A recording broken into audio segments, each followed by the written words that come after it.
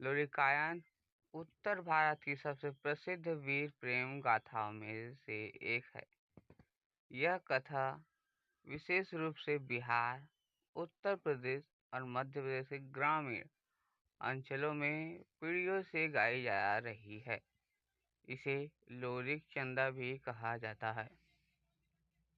यह केवल प्रेम गाथा नहीं, बल्कि वीरता, समाज, धर्म, जाति और मर्यादा की जटिल कहानी है।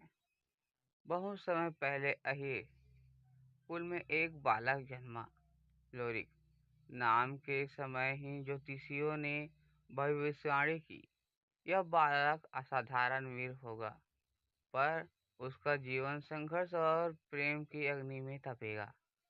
बचपन से ही लोरिक अद्भुत बलशाली था। वह जंगली सांड को वश में कर लेता, अकेले कई युवकों को परास्त कर देता, अन्याय देखकर क्रोधित हो उठता। धीरे धीरे वह अपने गांव का रक्षक बन गया। युवावस्था में लोरिक का विवाह सुंदर सती सावित्री मंजरी से हुआ।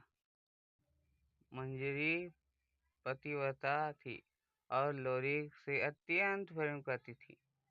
दोनों का जीवन शांतिपूर्ण चल रहा था, लेकिन नियति ने उनके जीवन में तूफान लिखा रखा था। दूसरी ओर एक राज्य में राजा की पुत्री चंदा रहती थी। वह अपूर्ण सुंदरी थी, चंद्रमा सी कांति, कमल सी कोमलता, सिहानी सी दृढ़ता। परंतु उसका विवाह जबरन एक क्रूर और वृद्ध राजा जमींदार से करा दिया गया। पति अत्याचारी था, चंदा को सम्मान नहीं देता था। चंदा का जीवन एक सुनहरी कैद बन गई। एक दिन चंदा ने दासियों से लोरी की वीरता के किस्से सुनी। कैसे उसने डाकू को हराया, कैसे उसने गरीबों की रक्षा की। चंदा के मन में आशा जगी, यदि कोई मुझे इस बंधन से मुक्त कर सकता है तो वह लोरिक है। उसने गुप्त संदेश भिजवाया। एक मेले या उत्सव में दोनों आमने सामने आए। पहली दृष्टि में ही दोनों के हृदय में प्रेम जग उठा। चंदा ने लोरिक से कहा, मुझे इस अत्याचारी जीवन से मुक्त कराओ। लोरिक धर्म संकट में पड़ गया। एक ओर उसकी पत्नी मंजरी, दूसरी ओर अब अन्याय से पीड़ित स्त्री। अंततः उसने न्याय का साधन चुना। जब चंदा का पति इस बात को जान गया तो उसने सेना भेजी। लोरिक ने अकेले सैकड़ों सैनिकों को युद्ध किया। घोड़े दौड़े, तलवारें टकराई, रणभूमि रक्त रंजित हुई। अंततः लोरिक विजयी हुआ। वह चंदा को लेकर निकल पड़ा।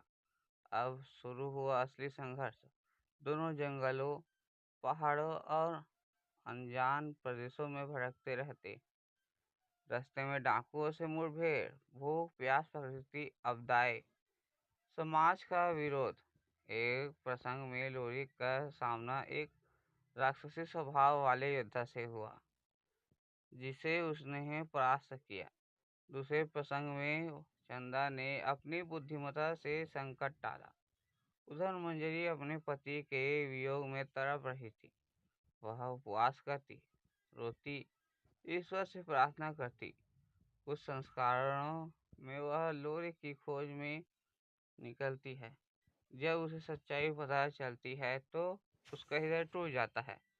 यह भाग कथा को अत्यंत करुणा बना देता है। चंदा का पति बदला लेने के लिए फिर से सेना लेकर आया। इस बार युद्ध और भी भयानक था। लोरी घायल हुआ, पर रुका नहीं। अंततः उसने शत्रु को परास्त कर दिया। अब लोरी के सामने सबसे बड़ा प्रश्न था, क्या वह चंदा के साथ रहे या अपनी पत्नी मंजरी और समाज के पास लड़ जाए। विभिन्न लोक संस्करणों में अंत विभिन्न है। उसमें लोरी चंदा के साथ नया जीवन बसाता है, उसमें वह मंजरी के पास लौटता है और चंदा विहरणी बन जाती है। कुछ में तीनों का तप और त्याग में बिताता है।